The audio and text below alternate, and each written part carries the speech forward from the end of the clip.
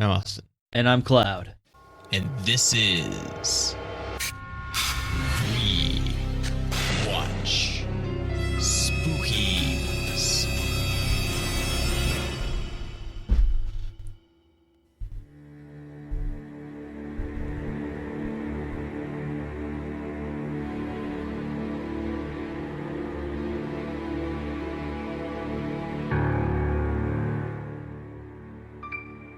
Today's movie is The Ring. The Ring is a 2002 supernatural horror film directed by Gore Verbinski. Gore Verbinski.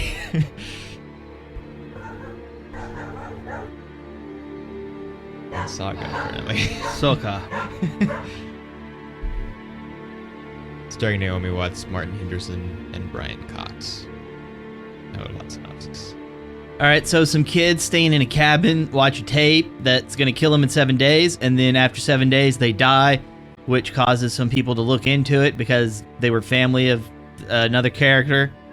She's a reporter, and she watches the tape. Her baby's daddy, yeah, that's good enough. Her baby's daddy watches the tape, and then her son watches the tape, and then they try to figure out what's going on. It leads them to an island where a family breeds horses, and then plot twist, they kill the daughter and throw her in a well, and the well is in fact the ring.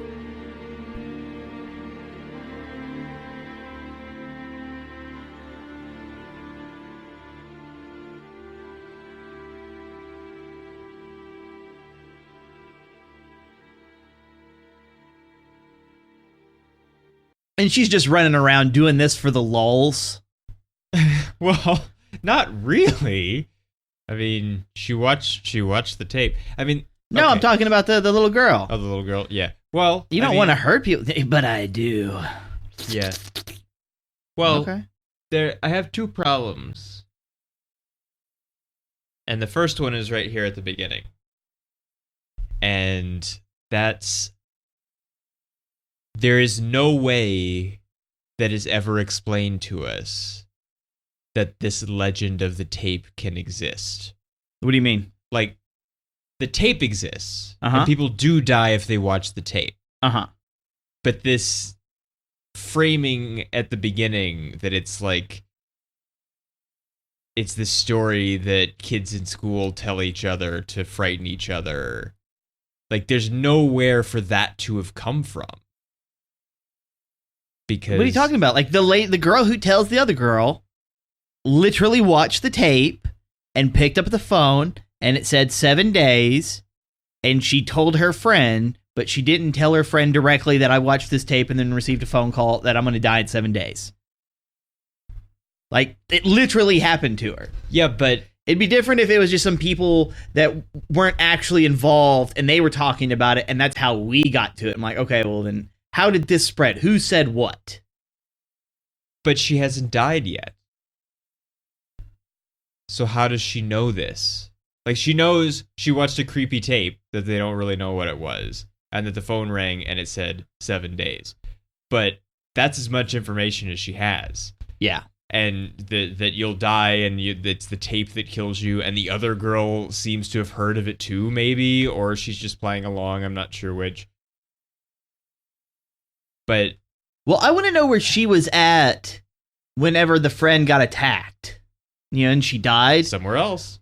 Well, because like we watch her go back to the room, like not exactly, but we they're in the kitchen, and then she goes back because they were going to go to bed, and then the one who watched the tape, she goes in the living room because the TV turned on, and then as she approached the room, that's when like the door handle was dripping water. And then she ended up being in that room, in the closet, dead. But the friend would have had to have been in that room as well. She hadn't watched the tape, though. No. And why does no one ever ask the kids anything? Like, kids don't know stuff. They do know stuff, but people think the kids don't know stuff. Is the kids who seem to know stuff, like they always seem to be like a little bit ahead. Like the mom should have known like immediately whenever she goes to pick him up at the beginning of the movie, and he's been drawing this stuff for like a week. Yeah. Like, that's a huge red flag, especially when you look at it. Like, they were the things that he shouldn't have known yet, because they hadn't happened. But then they just blow him off for like half of the movie. And then it's like, oh no, he watched the tape. Like, why did you just leave it laying around? Like, at this point, you're terrified. Why did you make a copy? Are you an idiot? And then you just left the copy sitting around. Like, how can you be this dumb? It's kind of like, just like if you have if you have a firearm and you live in a house with small children, you don't just leave it armed and sitting on the kitchen table. Like, no, you put it away somewhere. And that's essentially what she did, is just set like a revolver, like a .38 special right there, and then the kid shot himself in the leg. Like, oh, why did you do that? Because you left it out. I'm a kid. I'm stupid. You know? I mean, it doesn't say anything on it. Doesn't matter. It just says copy. So that, like, it just looks like a tape lying around. But no, it's not. It's not about him. It's about her, because she knows. That's the issue. Is she knows, and she should have done something about it, and she didn't. Therefore, she put her own child in danger by being dumb. He's not going to know any better. He seems to be already involved, though, because he's been seeing things for several days before he's seen the tape. So the ghost or whatever still seems to be talking to him earlier, which I guess maybe because he was in proximity to the cousin who's the girl who dies at the beginning. Cursed. But, and then, the mom's now cursed. But there is a little bit of an I see dead people kind of thing in an unexplained fashion, because it's not the focus of the movie. It's not. There's no explanation in The Sixth Sense either, really, why he can see dead people. He just can. But it's the fundamental thing in the story, and it's not here. He just happens to have some information, and maybe it's because he's a kid and she's a kid. I don't know really, but I feel like maybe we're going to disagree about this movie, which will at least be something different, because we haven't really disagreed in like 4 or 5 episodes. I mean, we disagreed on the Joker episode, I guess, but in the October episodes, we haven't really like disagreed in like a strong way. I don't think, but except for that, and then the sort of fundamental problem of why she's evil, which it almost kind of seems like there's an unborn kind of thing happening, maybe, because the birth certificate says miscarriage, but she does seem to have existed because she was real in a hospital, so maybe they're just covering something up in the records. But there's something wrong. And oh, yeah. I don't know why. That's just an unexplained thing, that she's just bad because that's the story. But other than that, I think it's creepy. And inherently this movie is very creepy. Like, it's creepy, and like it's creepy like most of the time. And I like the mystery of it, and the going from place to place, and the looking at the records and figuring out pieces of it, and then going to places to check things out and realizing, oh, this is the place that I saw in the thing, or this was on the tape, or this is the picture that the kid drew. I don't know why the kid drew it, but there it is. And I like the build of it and the piecing together of it.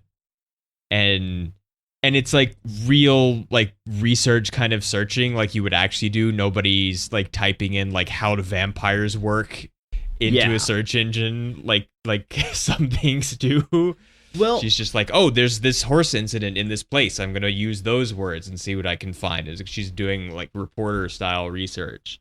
Well, that's the thing, is I do agree that this movie has quite a bit of creepiness behind it. But the problem that I have with this is, one, the audio score, like, quit being loud. Every time, like, it's like, oh, we want you to be scared, we want you to jump, they always play something loud, especially when they transition between scenes. And I don't like that. Loud does not equal funny, and loud does not equal scary. It equals annoying. And I do not like the mom.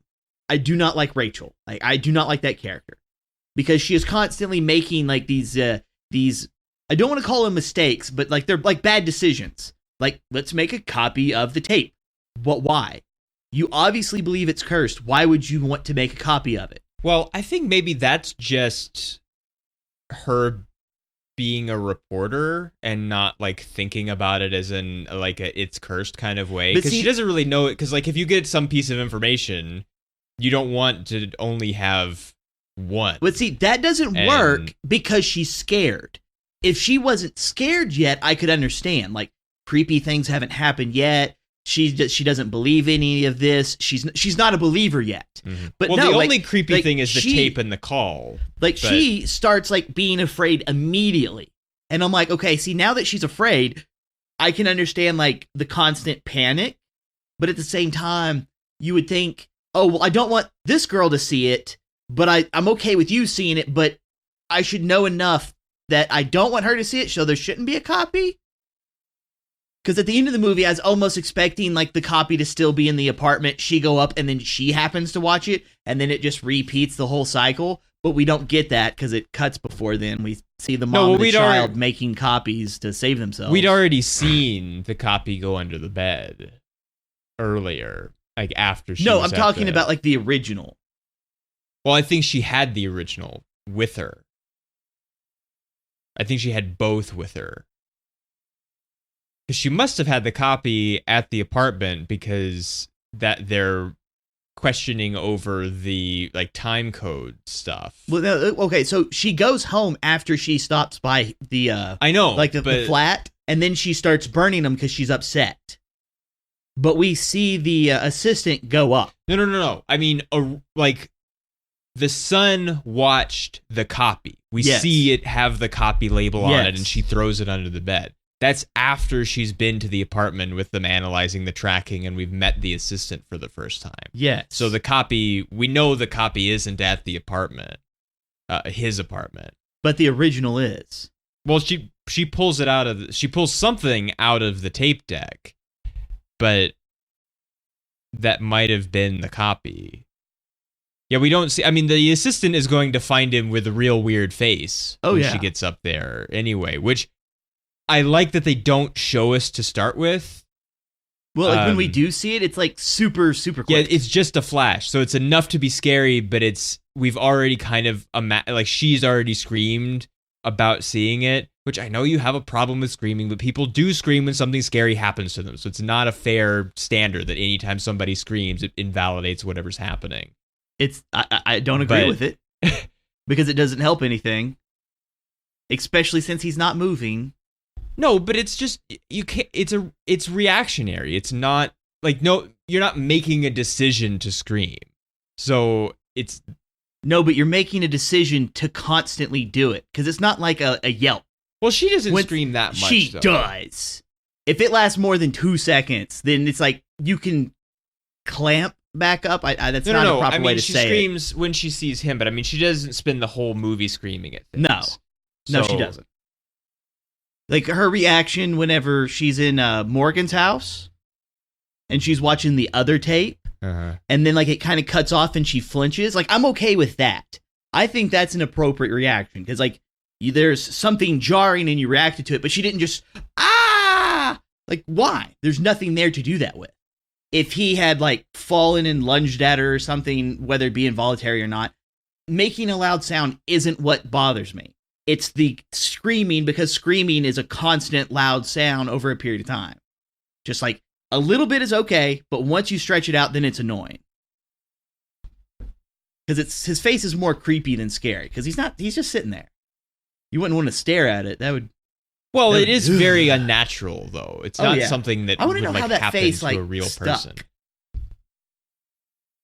And we did see the face earlier in still a flash, but slightly longer of the first girl that died. Yeah, the niece. They do show us that. Yeah, she was crumpled up in the corner of the closet. The son is doing some kind of like vision whispering or something, because he sees something and then goes up the stairs to the cousin's room, and it's shown to us as if it's something that he's seeing, and then he goes to check it out. Yeah. And will we even get know. the like that vaporwave pattern thingy when he's looking at the TV? Yeah. And he kind of sees it behind him in the reflection, and then like a little bit later, like a little bit, like almost immediately, the mom comes around. It's like, oh, we shouldn't be in here. It's like, oh, it's not her room anymore. And why is this kid like 40 years old? Because he's the kid from The Sixth Sense. Like, he really is. Like, he whispers things, and he has information that he shouldn't have, and he's talking to ghosts, and like his hair is styled the same even. Now this is only 4 years after. No, actually, no. It's almost 8. It's 8 years after, because Sixth Sense is 96, isn't it? So something like that. It's a while after, but it still feels very much. There's kind of a like late 90s, early 2000s kind of look to things, especially this kind of movie. That there's a lot of similar feeling to. Not that they're like, even when they're not similar necessarily. It's kind of like looking at old still photos, and you can kind of tell when it's from by the way that the color renders on the film and stuff.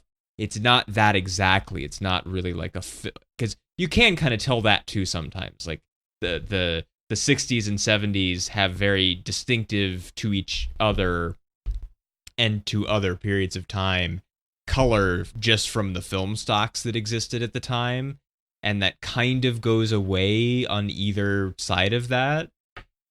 And this was still on film. It's still early enough that it's possible that it could not have been, because George Lucas shot episode 2 on digital cameras, and that's 2002, I guess. So that's the year before this. And so you could have, but nobody really was, and there was no reason to. So it's still it is on film, but everything has this processing on it where it's all almost no color, or like very washed out colors, and so you couldn't tell by the color of it. But there's just a style to this period of time that crosses over between directors and stuff, even because there's a difference between M. Night Shyamalan and Gore Verbinski for sure, but they're still working in the same time period. So there's just a feeling that feels kind of the same, and it's not necessarily okay for them to just rip off the kid from Sixth Sense, and they don't really, because he's kind of a main character, but he's not, and he's important, but he's not there most of the time. We only see him now and then. And he's critical for certain things to happen, but he's not the focus. She and the ex-husband is. Which, that reveal of it, that it's their kid, is very written, because he says, "Who watched the tape?" Now, you would probably, as a person, just say his name. You wouldn't say, "Our son." Yeah. Like, you only say "our son" because we need to know that it's your son, and you haven't told us this as a movie yet. But it sounds really written, because you wouldn't say something that way as real people normally. They do kind of like have a almost like married couple kind of fight after the assistant shows up. They actually don't fight. They talk about how they would fight if they were going to fight. And so they have this really familiar, like, we know what happens when we argue kind of thing, which we don't know much about their, like, who they are to each other before then, but we kind of figure out, like, oh, there's something kind of here. And he was really awkward when the assistant, who's probably more than his assistant, kissed him as she walked by, and where it's like he didn't want her to see that, or it was uncomfortable. But that doesn't necessarily mean anything about the kid. Yeah. Well, like, whenever they introduced Noah, I was confused on who he was, because I knew that she was supposed to be a reporter from the previous scenes where it's like, hey, look into it, ask some questions, do some reporting kind of work. And then like Noah shows up and I'm thinking, oh, maybe Noah's somebody from like The Office. Like, hey, I need a tech hand because I got to deal with like tapes and stuff. Yeah. And then it's just like, no, baby daddy. Like he does do tapes and stuff, but he does do tapes and stuff. All right, so how do you feel about the twisted faces in the photographs and in the live video feeds? I think it's creepy. I think it's one of the like effectively creepy things. I don't know what it means or why it happens exactly, except that I guess it's the eventually your face is really going to look like this once you're killed, although I don't know why that is either. But just because it's creepy, I guess. Well, it seems to be because like I don't know if it's supposed to match with the scratching of people's faces out. Like whenever they're doing stuff with pins and they end up like scratching a face out. Because I'm wondering if the twist, like I'm guessing it only occurs to the people who watch the tape who are marked for death. It seems to. I mean, I kind of took it also as sort of a like you already kind of don't exist. Yeah. So you don't show up in things clearly anymore because you're already dead. You just have to wait for it to actually happen. But something I would have liked to have seen is old photos of both of them that have the twist on it when it shouldn't have. Like it literally altered from before. Yeah, like it literally altered like pre-existing material. And I really do enjoy the scene with him picking up the cigarettes. And he looks at the live feed notices, and he like swipes his hand over it, and then like it has like that distortion to the entire screen as his face gets covered up, and I'm like, all right, that's good. Yeah. Well, I mean, this relies a lot on electronics and like distortion of stuff and watching things twitch slowly and grainy black and white videotape footage of stuff, and like that kind of thing we already know has an effect on me for whatever reason, because that's one of the elements of Slenderman that affects me. And here we are, another episode mentioning Marble Hornets, but I don't think we can help but. And also, if you have watched Marble Hornets, I'm just going to say to the Ark. And I'm not going to say any more than that because you don't need to know yet and no one else needs to know unless they know. But if you know, you'll know. And you can write in and we'll talk about it privately or something if you want to. But like there's Marble Hornets owes something to this movie for sure in certain elements. And so I don't think it could help but be creepy. Although just technology doesn't always do it, I guess, because One Missed Call didn't do a whole lot for me. And that's sort of a technology-based supernatural thing. And it's not because this is visual either, because it's not just visual. It's the like that distorted kind of staticky sound of certain kinds. Like that, the sound is really important to this working as a creepy thing too. This kind of stuff working on me. Well, something that I didn't think was creepy is as she goes to pick the photos up, her niece's photos, and then we're looking at them, and we like there's a few clips. Yeah. There's a few clips where like you see her just like going through them, and then they literally have like I'm holding one photo and now it's like a cut to me now holding another photo. Like the camera doesn't even move. It's just like we just swapped photos and then picked back up, and I did not like that. Well, I think the reason why is because in the middle of like it does it with like 3 or 4 pictures, and on the middle one, there's like one of the boys that was there when the thing happened, sitting in front of a TV with static on it, and she doesn't stop on it. She doesn't seem to pay attention to it, and it never comes back. No, I guess, are those supposed to be pictures that they took when they were at the place? Yeah. And then they just all died before they could pick them up? Uh-huh. But none of their faces are weird in the other pictures. It is only the one group one, which I guess is from after they watched it, but before they left. But there's that one at the TV, and I think it's just supposed to be for us to be like, oh, staticky TV. Yep. But you could have that because I guess she's seen the tape already, so she should know that staticky TVs.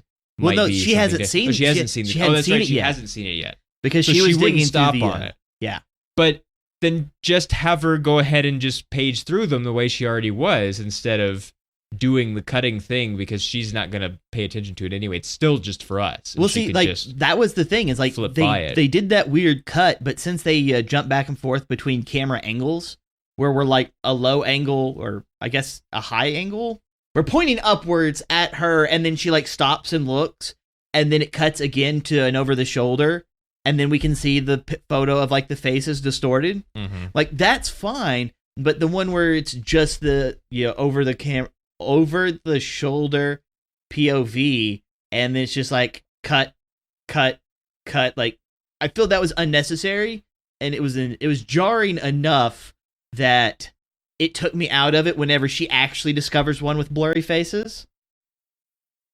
And I'm like, well, what was with the other ones? Because I didn't remember seeing anything up with the other ones. Yeah, there wasn't. Exactly. The only other suspicious thing at all is the TV one, and it's not actively suspicious necessarily. Like, unless there's like special stuff in it that we just could, like our feeble brains didn't pick up. But it was jarring though when she gets to the one with the weird faces, because the weird faces thing is weird and is kind of just unsettling as a visual, just sort of independently. Like if you just happen to see a picture like that outside of the context of this story, it would still be weird to look at. And especially since we know something weird is happening, even though we don't really know what yet at that point, it's extra weird. And which the tape itself is creepy. Like there's weird, creepy stuff in it just because you don't really know what any of it is. It's just this weird mix of things, and it has this kind of like art house kind of impressionistic feel to it, but it's just a bunch of weird stuff. And student film, it's really extra clever, I think, that it's independently weird and creepy to watch just as a thing, but then it also ties together all of this history that they eventually build up and reveal to us. Well, like that's the interesting thing, is because some of the stuff is connected and some of it's not. Like the worms that like it looks like worms that are like slithering all over the place, and then there's like one of the weird cuts, and then it shows like an alternate version of the exact same thing, but it's supposed to be people. Yeah. And I'm like, okay, that's not really connected to anything compared to like the looking in the mirror or the mom killing herself by jumping off a cliff. Like the ones that are like the dad looking out of the upper window, like stuff like that. Like those are the ones where it's just like just that kind of still alone is really creepy, and it has a connection. But then the ones that don't have a connection, I feel are not as creepy. Like maybe they're too extra.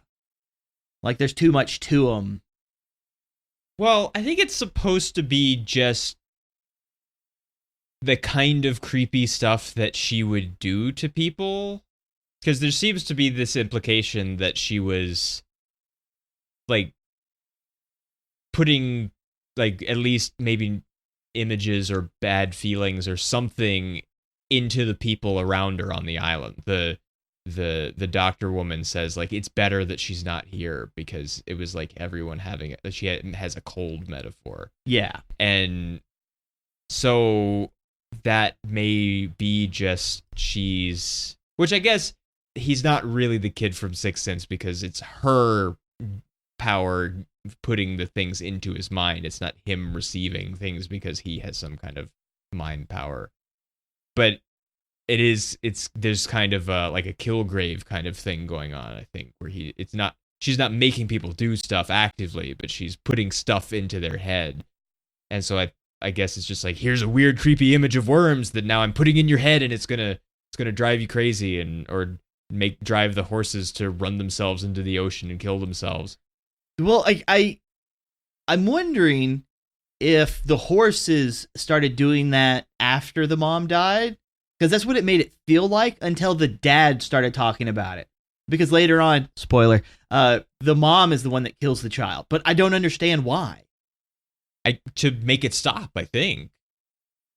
But because there is the X-rays, or what look like X-rays but aren't really X-rays. Yeah. Because they're like, how did you make these? And so there's like a thought. There's a thing called thoughtography, which is this imagined, because there's no proof of it, like thing like telepathy that people might be able to do, that where you put things onto like surfaces of things, or onto to film, or things like that, like just with your mind, like you form images in like a physical manner on something external to you just with your mind.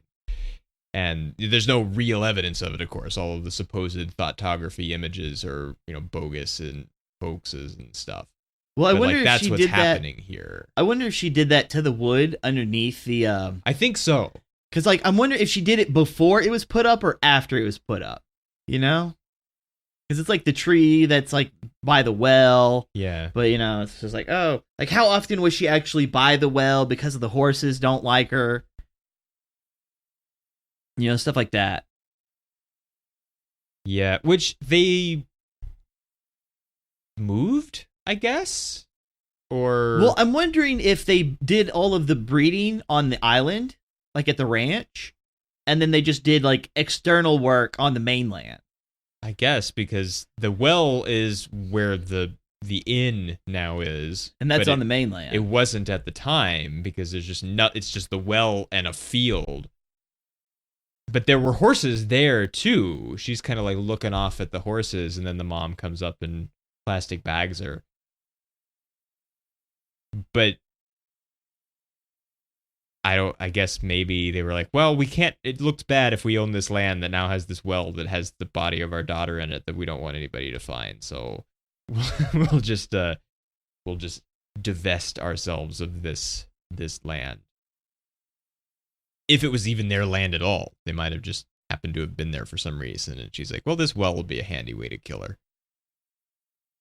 Except it didn't work. Oh, yeah, I forgot. She's adopted. The doctor tells us that she's adopted because the mom couldn't have kids. Well, like, air quotes, adopted. Because, like, yeah, like, I remember them saying adopted. But, like, then you look at the stuff, and it's just like, oh, yeah, like, she was actually born. It's like the difference in information between what the dude found compared to what was told to Rachel. Like, the doctor saying this stuff, and then, what's his name, Rob? Noah. Yeah. And then compared to the stuff that Noah found in the psych ward, which I don't understand, like, because it looked like a lot of stuff, like it was supposed to be on the mom. And then it's like, here's information on the mom, and then there's information on Samara. Yeah. And it's just like, okay, so was she actually adopted? Where did they get her from? Why did they adopt her? Like, there's like a lot of this kind of information that's not ever given to us.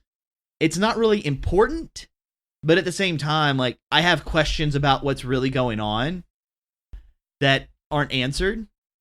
I know it kind of takes away from the mysterious mystery, but at the same time, when it's really boiled down, here's this really messed up little girl who has created a cursed tape because her mother murdered her by throwing her into a well. Her dad didn't like her, and the horses didn't like her, and she treated people bad, and so now she just curses people with a videotape. Yeah, I mean, I guess I have three problems, actually, because just the existence of the videotape is never explained either. I guess it's her imprinting on stuff thing is how it's supposed to have happened, but I don't know if it happened when she was still alive, and so that's why she persists, maybe, or if she did it as a ghost somehow after she was dead, because we never see the tape. Like, I half expected the tape, because he's reading the files, and it says treatment discontinued, see video record. Yeah. And I thought, that's good. Maybe that's the tape. That's where the tape came from. Well, that was tape S90015. No, I know. We find out that. Yeah. But we didn't. I mean, we find out what's actually on it, and it's this like her never sleeping, and then the last interview with the psychiatrist or whoever. But until we know that, this is the only mention of a tape from external sources that we've had, and so it could have been some kind of justification, which is still. I think maybe what I would have liked would have been if that was on the end of the video record tape from the files. Like you see the last interview and then it goes black like it does, and then the thing from the tape starts. Yeah, that'd and be so cool. then like at some earlier time this part had been copied off of the main tape onto this tape by itself, and that's what's circulating around. Because that would at least give us a way that it existed. Well, okay, so because this is a Americanized version of a Japanese film, one of the things that I've noticed about these kinds of movies is there's always a way to seemingly break the curse, but it's never really presented directly. But then you end up finding out, just burn everything down. It'll all go away if you just burn everything down. And it kind of makes me wonder, she gets to the conclusion because Samara just wants to be heard. And so it's like, okay, well, we can be saved if we make copies of the tape. But at the same time, like, if no physical copies of the tape exist and the skeleton's already been removed from the well, if she doesn't exist in the well anymore, and there's no more tapes that exist. How does the evil work? Yeah, like at some point, if it's dispelled, how can it recreate itself? Because that means the ghost would still have to stick around even after being found. That it's like, it's not the being in the well wasn't important because she was already dead. It was the curse on the tape that was important because that's what lingered. But if the tape doesn't exist, then can the curse even exist anymore? I don't know. I mean, because like if her and her son both die, and all of the tapes were destroyed, like yes, they'd be dead, but now the curse isn't connected to anybody anymore, and there's no videotape to be watched to progress the curse. Well, so then what would happen? Because like in Ju-On, all you got to do is burn down the building. Yeah, like that's where like the curse is like like held in place. If that doesn't exist anymore, it can't be there. It's gone. Well, the Necronomicon won't burn. No. So, like, that stops that from being a concern. But the tape, at least that one, it does burns. burn. She doesn't try to burn the copy because then she has the idea. So maybe a version of the tape has to exist. But also there's these other things now. Other artifacts of it that exist. She has the still frame of the lighthouse that she copied from the tape. So I guess, like, the curse could follow it around maybe if there's some extant physical object. And I guess you'd probably have to like burn the body or something too. The dust. Just so that there's nothing at all. All right, so one of the things I'm interested in with the tape, because like the whole movie revolves around the tapes. What happens if you don't actually watch it? Like experiment-wise, let's say you have one TV and it's playing. And then you have one person who's sitting directly in the front of the TV and they're wearing a blindfold, so they can only hear what's going on. And then you have another person who is not blindfolded but wearing earplugs standing beside the TV, and there's no reflection, so they can't see anything or hear anything, but they still have their eyes open. Then, what if you have somebody who's not in that room, but in an adjacent room who can hear it, but is physically not within the vicinity of the TV to be able to witness it? Like, would these people still be affected the same way? Science. Well, and also, do you have to watch the whole thing? Yeah. Like, can you get, like, an extension if I only watch, like, the first, like, half a minute? Well, because it's on the screen when the woman at the, like, archiving videotape place comes to like ask her if she needs help. Yeah, and it's luckily it's only paused, but it's there. It's on the screen, and she's in visual range of it at least. But I think maybe there's kind of not any rules because it just seems like the tape is a mechanism of some kind, but it's really just like Samara will kill people if she wants to because she wants to hurt people. And so I don't know, the actual magic of it is really undefined. So it's not like you say these words and this brings about the curse of evil on you. And it's not hard and fast either because she watched the tape and she isn't killed because Samara has other ideas about her. Although I don't know, it's a weird, the copy thing is weird that it saves you because it's not really any different than just the tape is still there for someone else to, like the tape doesn't, it's not a Mission Impossible tape. It doesn't self-destruct after you watch it. So it's still there. It is, you know what? I think she did make it after she died because the tape, it seems to have started right there because they say they were trying to tape a football game. And then they tried to watch, or they thought they taped a football game, and then they tried to watch it, and it turns out that it's this. And they were at the place. In the cabin that's on top of the well. So it seems like she made the tape right then. So I guess she does still have some kind of ghostly power if you just have to be close enough or something. Maybe. Because she's still there right under the cabin. Well, like that was something like the Japanese movie used as a focus, is that the daughter was a psychic.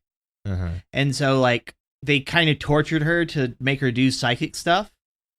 And so she was just like an evil little child because of torment. And so she put it on people. So like even after she died, like her like, I don't want to call her a ghost, but like her psychic presence lingered and was still able to do stuff. And like that's how she was able to put these curses on people. And we see something kind of like that here. The difference is it's almost like the girl doesn't know that she's actively doing it. She just takes pleasure in the fact that she is supposedly doing it. Because she doesn't seem to do it to the doctor. Or at least he doesn't make any comment about seeing stuff that, you know, she might have wanted him to see or something. Yeah.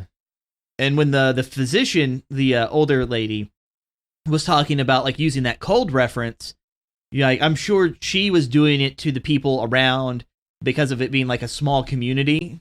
And like this girl being adopted, air quote, is probably not as welcome kind of thing. Like look at, look at this event. You know, the Morgan family brought in this person who isn't welcome or shouldn't be here kind of thing. So she's like, I don't like you people. And psychic curses on them.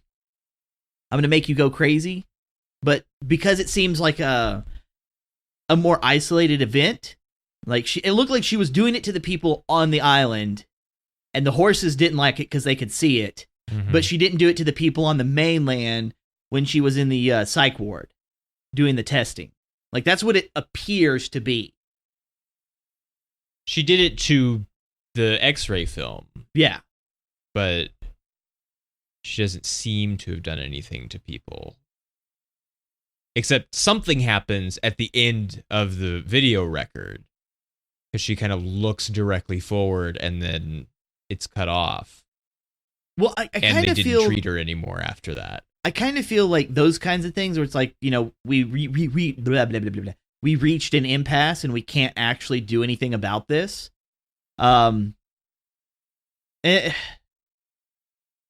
Mostly because like whenever we watch that little bit of the film, it's like at the end of the movie.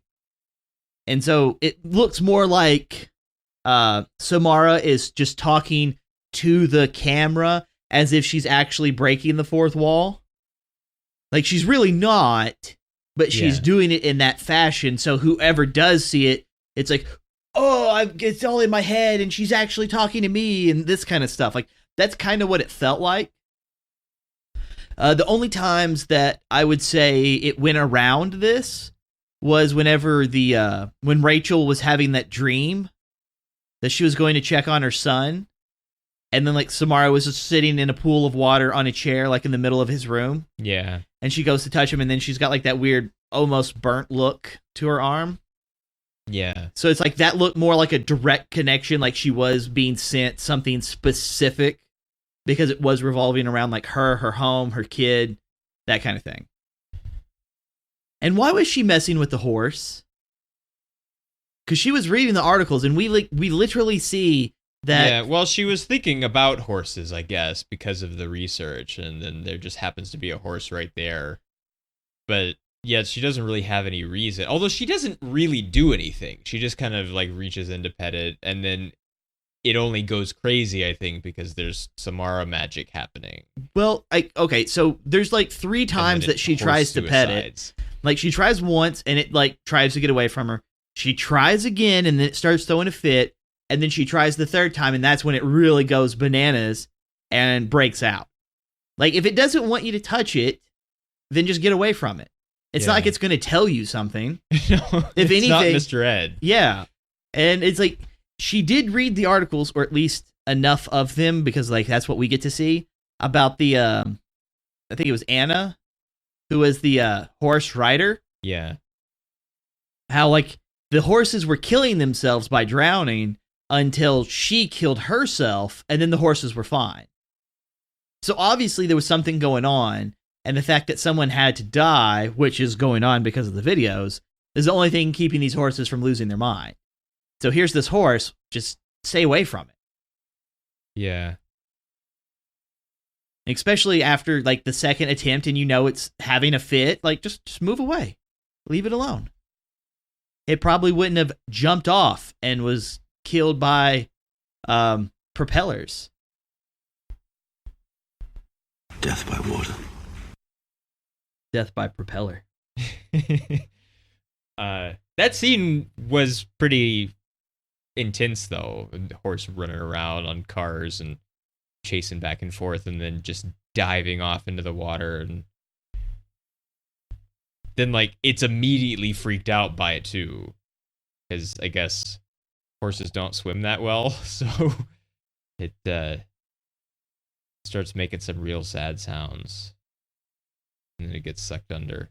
Actually, that's something that I hear a lot from people who talk about this movie, is the most jarring thing in the entire movie is watching the horse like kill itself. And I can kind of understand, because I guess so. I mean, that's something that could actually happen. Like, you could see Yeah. a horse kill itself, I guess. It's not, I don't know how often well, it's not horses like have suicidal thoughts. it's not but a psychological kind of thing, because a lot of this seems to be in people's heads, like it doesn't physically exist yeah, until she comes to kill you. and it's in our heads.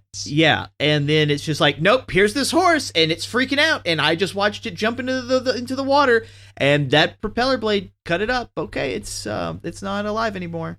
Like that, and people saw it happen. Yeah. So I can understand why it's like, oh yeah, this was the most jarring thing in the film. Like, all right, I understand that. Why did they build the cabins like directly over the well? I don't know. It's got a lid. It does have a lid, And they yeah. build it directly over it. I'm like, if anything, if you like, I don't know if the Morgan family, like the husband, built over it because he knew his wife like killed her and threw her body into the well. I don't know, but I wouldn't build something over a well. I would just cap it off, and then be like, here's a marker that the water's gone bad. I mean, it is capped off, It is. but it's not. But it's above ground, is the thing. If it was just like a cap over the opening, like level with the ground, and then someone built something on top of it because they didn't know, that would be different. But it's tall, like you couldn't help but see it if you were there.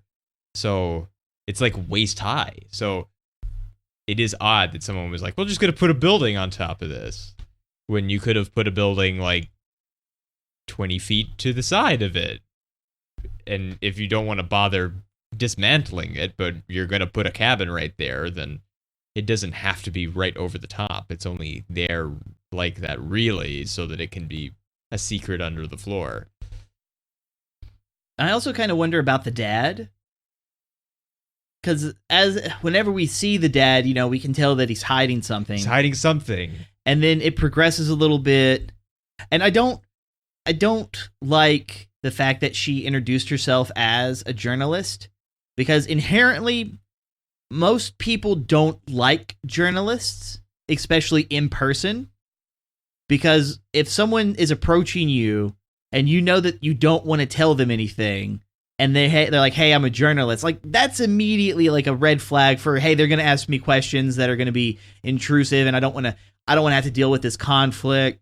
If anything, you'd be like, hey, I've been seeing some stuff and I'm trying to save my son, be a little more sympathetic when you introduce yourself. I'm sure he could have given you more, but he just full dead fished her like right away.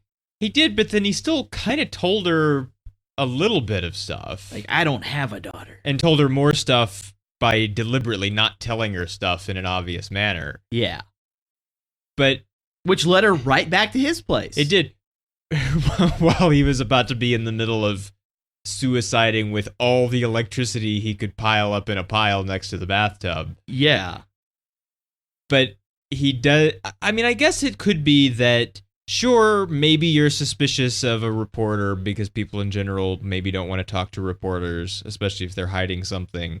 But at least a reporter has some kind of impersonal justification to ask questions. Like, oh, I heard about the story, we're just writing about the story, about this thing that happened to you a while back, rather than I'm a random person that's asking you very specific questions about this thing that I probably don't have any business knowing about.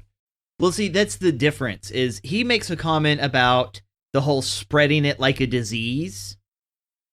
Because it's like she didn't introduce herself as, hey, I need help. It's, hey, I want to know things because I write stories. Yeah. And that's a bit off-putting, especially because he's trying to keep it under wraps. If she didn't mention anything about being a journalist, because she wasn't there to write an article about this through him. No, not really. Like, that wasn't her intent. So saying that she was a journalist kind of did her a disservice and put more work on her shoulders. But he kind of just let her watch that tape for a while.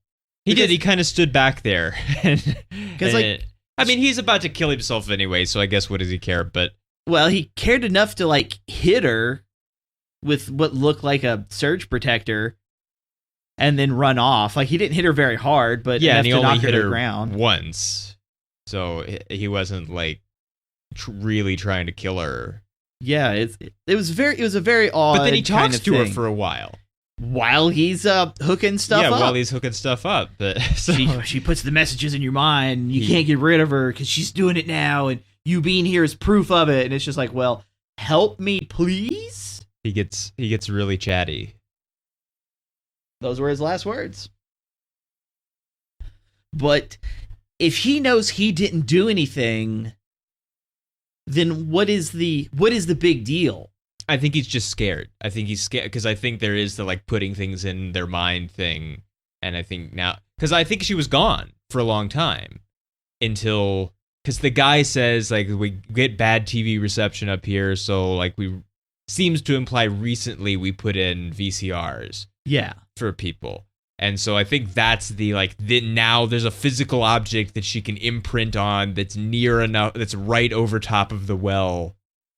And so it's an opportunity to reach out that she hasn't had since she's been dead in the well, maybe.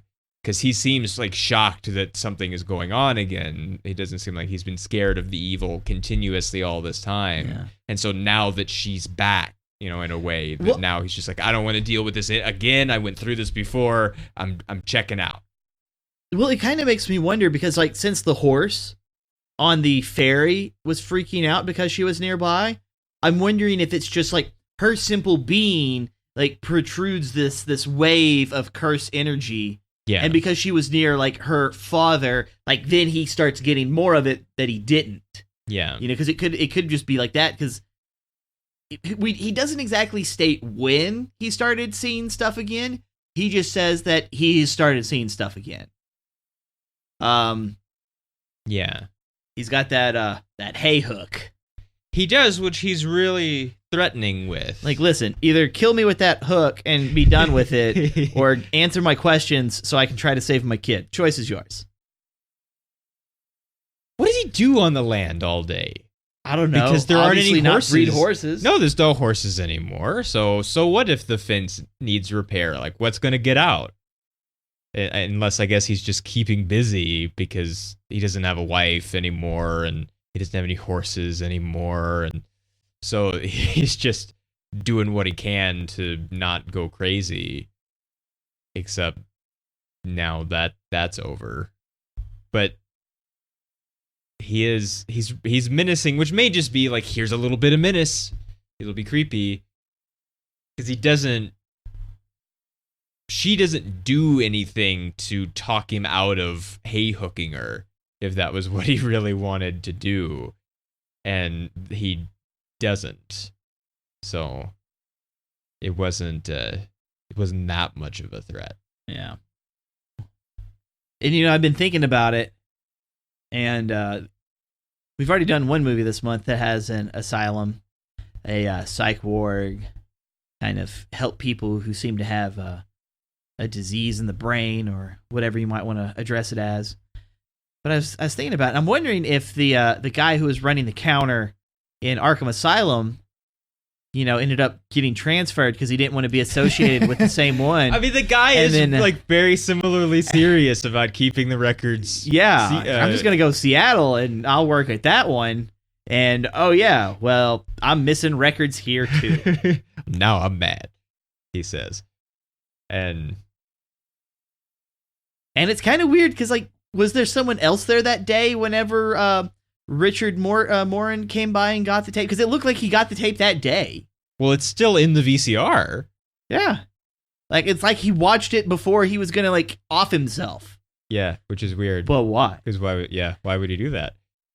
But especially because I'm sure that the ward would like their information back. I mean, maybe he's had it a long time and he just decided, I'm going to off myself, so I'm going to watch. The watching it before he offs himself part could still be true, even if he didn't get it that day. Yeah. Because he would have had to have left the island, and it doesn't really seem like he gets out much. No. I think the last time he got out, he was responsible for an unstoppable train that almost wrecked. That was him, right? That's the same actor? Is it? The guy who was the vice president? Is it? Okay, I'm gonna check this now. I didn't realize. I don't know. Maybe I'm just dumb. Richard Morgan, played by Brian Cox.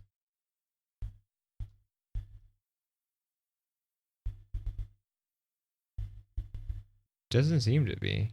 Huh. Well, I guess I'm just dumb. That's fine. I would have tied things together. Well, it would have meant my joke would have worked better. Yeah. Want me to cut it out? It doesn't matter. I say stupid stuff all the time, so I guess it works.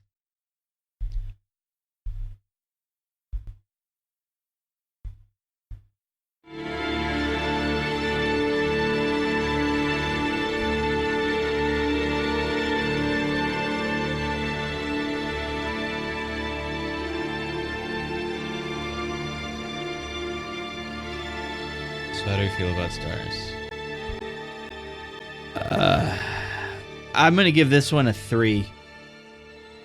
It's creepy and scary enough that it's entertaining, but then when I have to deal with Rachel doing stuff that I would be like, no, turn the light on.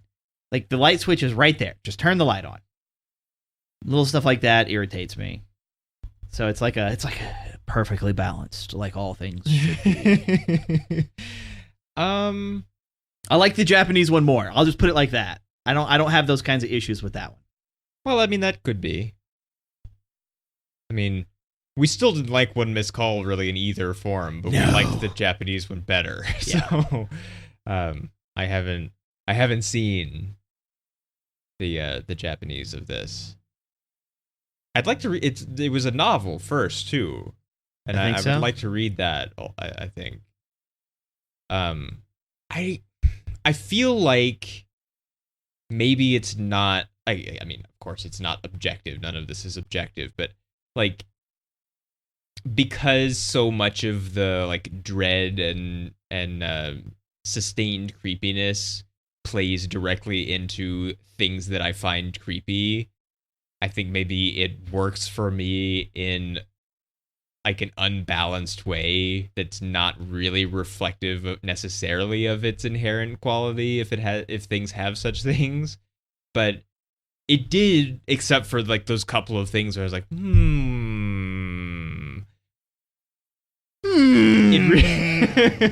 it really it works for me. Like for the most part, and even things like that would like take you out, like the screaming and whatever. Like that didn't bother me. And this we've both complained about excessive screaming in movies before.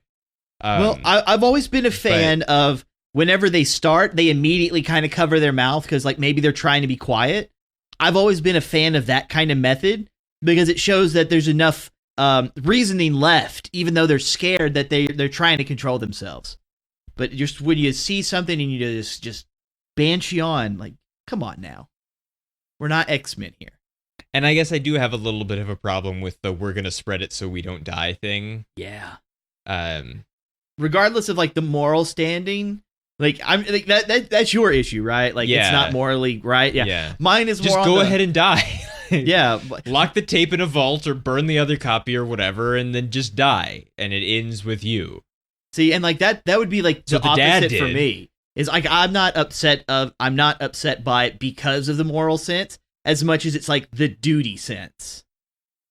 Like you have the opportunity to end it and you could, but you chose not to. Almost like how the guy didn't light the house on fire when he could have. Well, and I was a little disappointed that it kept going because I thought, and like the music and stuff is telling us that like, oh, well, they released the ghost, this is it.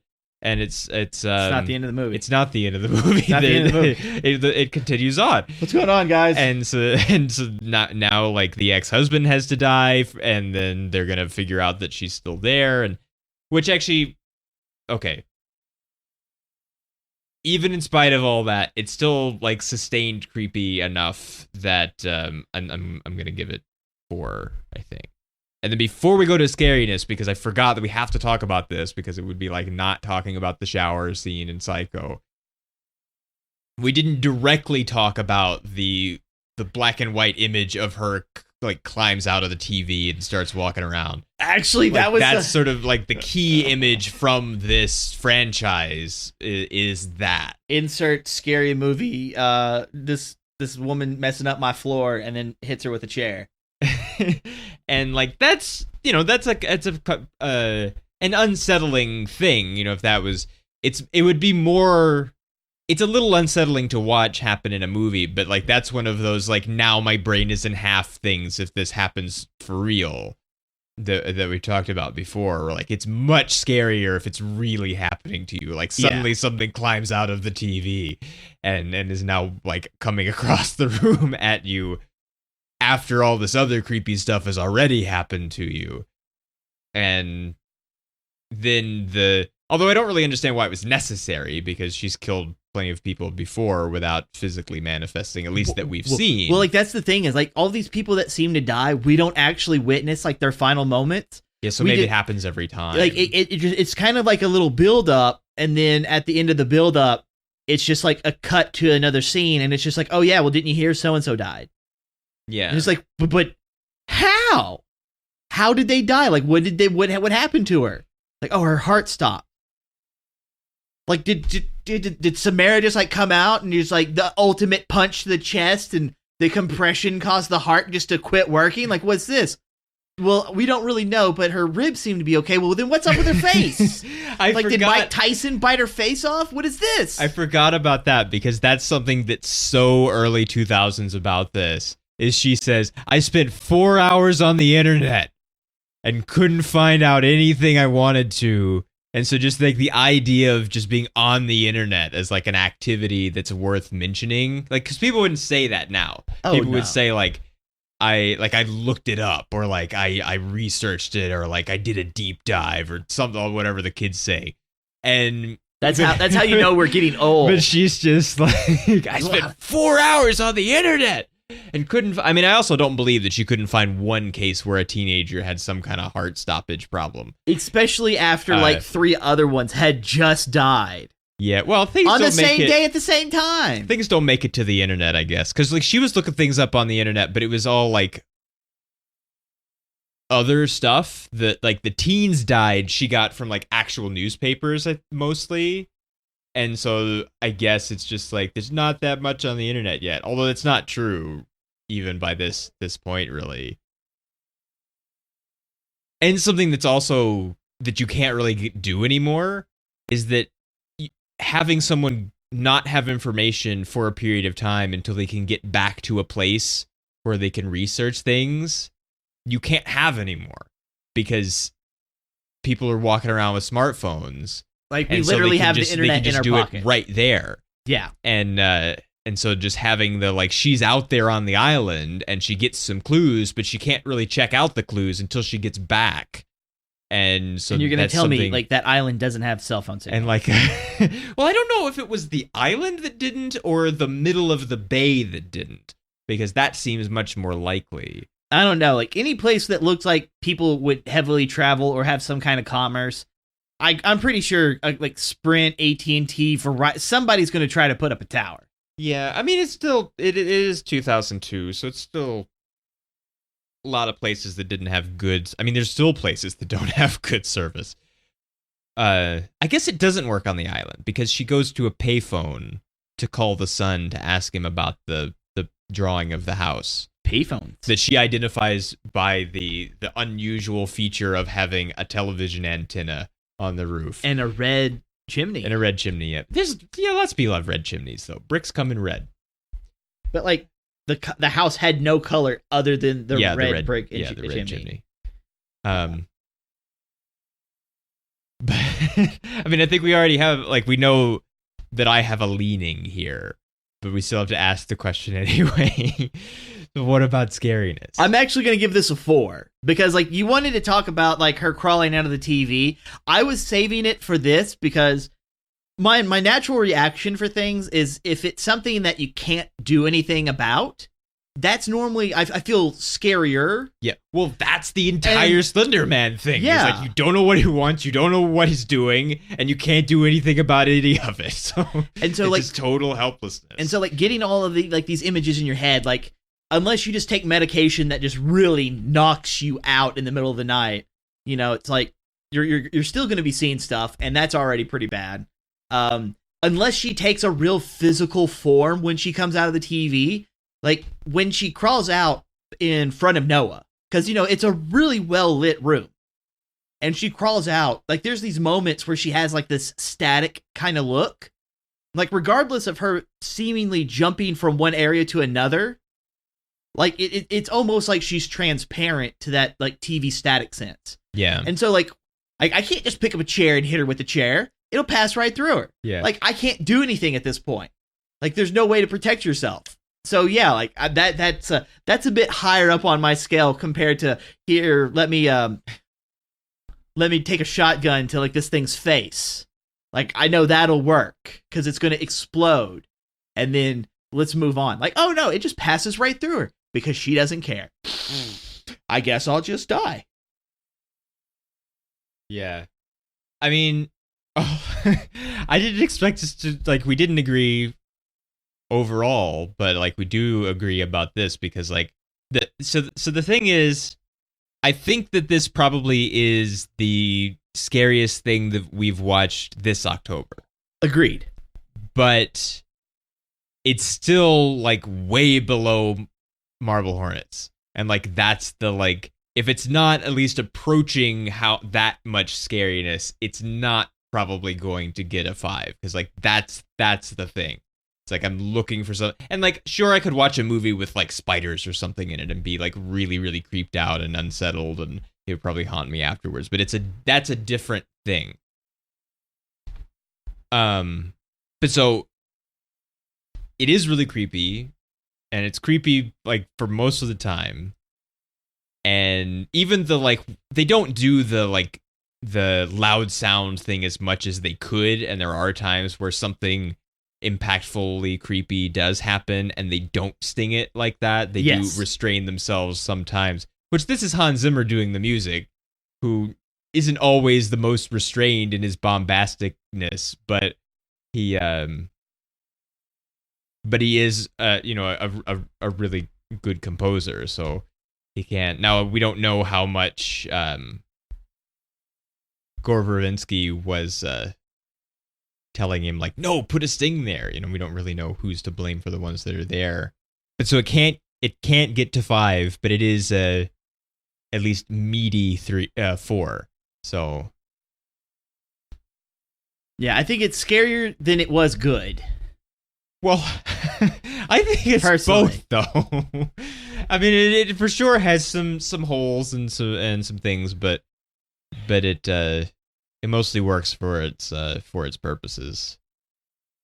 For its purposes. I also want to know why it's that whole thing of she never sleeps. Like, what is that supposed to mean? Well, I mean, she doesn't, because we have this like high-speed footage of her in her asylum room, and just like the clock's going round and round, and she's standing over here and standing over there and looking up at the clock and looking at the camera, and so she doesn't sleep, and it's just a creepy thing that she does, I guess. Because something's wrong. We don't know where she came from. She's just eating. So for some reason, we don't know where she goes. No, we don't know where she came from. No. Samara I. Jones. No. There's no. We have no information about her history. Yeah. And so there's no.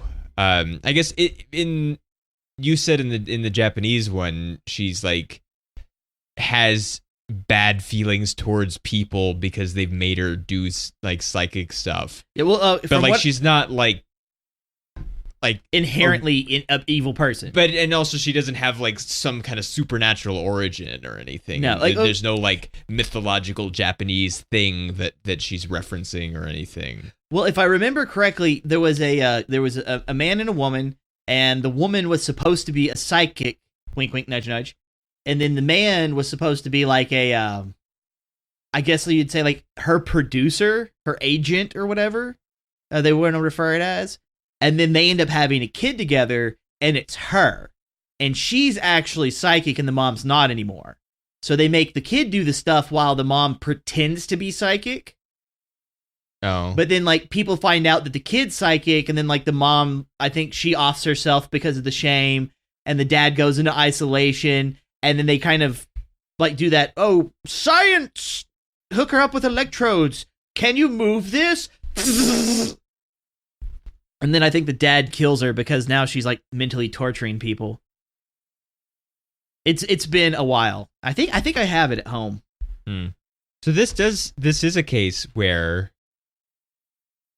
although it's only mostly positive reviews by critics, there are people that thought it was so-so or people that thought it was not good, but it's more positive than not. But people are much lower. Yeah. In the amount of people that like it, which is also odd. Is this a Rotten Tomatoes score? Yeah. I know it. This is like the Ring as an idea is in the culture now. And so people at least know about it, and like things have like ripped off pieces of it, and it's referenced, but people don't like it, or like half of people don't like it. I wonder if I don't want, I just like the general audience rating are people who are remembering, like they didn't watch it, they just went and did a rating. People who did not watch it but went in and wrote a review or put in a rating because they happen to remember more from the sequels, which are terrible. Maybe. Because especially with like older movies, and yeah, I know it's not that old, but it's still older. especially compared to the whole like online review everything kind of mentality. Yeah. But like that's kind of like this feeling I get is if it's brand new, it's most likely going to have a more accurate rating system, just kind of based off of what's going on at the time. But older movies are not, unless it's like people who are specifically like, hey, we kind of do this. Yeah. Like we watched it and then we talked about it to give it a review. We didn't just be like, hey, well, you know, I kind of remember this thing. You remember this movie from Yeah. like 12 years ago? Well, we haven't watched it in like 10, but I'm going to give it a 2 because I don't remember it that well, but I remember not liking it. It's like it's kind of like that. Yeah. I still want to know that the whole her not sleeping bit, like that still doesn't make any bloody sense. It has no connection to anything else in the movie. No, there's no explanation of it at all. There's not like because there's one of the like creepiest X-Files episodes that, and it's pretty early. I think it's in like the second season maybe, where there was this like military experiment to like make special forces soldiers not have to sleep so that they could be soldiers all the time, and like it worked. And then like all of the, you know, whatever war they were fighting in was over, and so these guys like still exist, and it's like kind of driving them crazy. And like one of them is like I think he's like murdering people or something. I can't remember. It's been a long time since I've seen it, but it's really creepy. And there's this whole like angle of like this is what like messed these people up, was because like people need to sleep, and because they were conditioned and drugged and whatever not to sleep, and that it actually like altered their brains or whatever, where it became permanent, that like it's not good. Like you have to, like your brain has to sleep, and if you don't, like you might not die, but you're gonna be messed up. And so there's no like preceding element of that. Like she wasn't like studied, and that's why she can't sleep, and now their other creepiness arises from it. Well, see, that's one of those things where it's like she can't sleep, but she says the horses keep me up at night. Yeah. Why would they keep you up at night if you don't can't sleep? Yeah. If she's in the facility, would they not give her medication to see if she could sleep? I don't know. See, I'm already thinking about it. I mean, she was originally, before she was in the facility, she was being kept up in the loft. I guess probably after she was already imprinting creepy things on them, maybe. And so the dad was like, I'm putting her out in the barn where she's farther away, so maybe she can't screw with us as readily. Because maybe there is much more of a proximity thing than we know about. Because otherwise, why would being in the barn matter? Because it's still right next to the house, sort of. And then she was being kept awake by the horses, but then she was put in the facility later. But see, that's what I'm thinking about. It's just like, now, unless something is like, I don't know people that this actually affects, but it's just like maybe being so sensitive and being unable to get a deep sleep, regardless of how tired you are. Because like I would figure like after a point of just not being able to sleep at night, you're going to be so tired that the horse is going, nah. You're just going to sleep right there. You get used to it. Your brain just mutes it out of your ears because you get so used to it. Yeah. That's why you can see your nose right now, or that there's not actually a comfortable place in your mouth to put your tongue. Little things like that. Like your brain just goes, whatever. I'm tired of dealing with this, and just shuts that off for a period of time. It's called Sleepless, and it is in the second season. It's the 4th episode of the second season. If you want to go and find it. It's a good episode.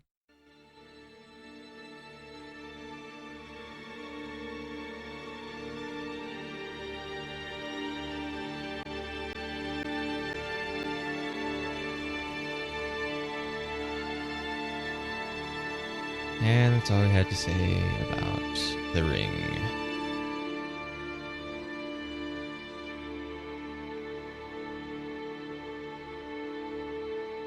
We didn't talk about it, but the like poster line for this is, "Before you die, you see the ring."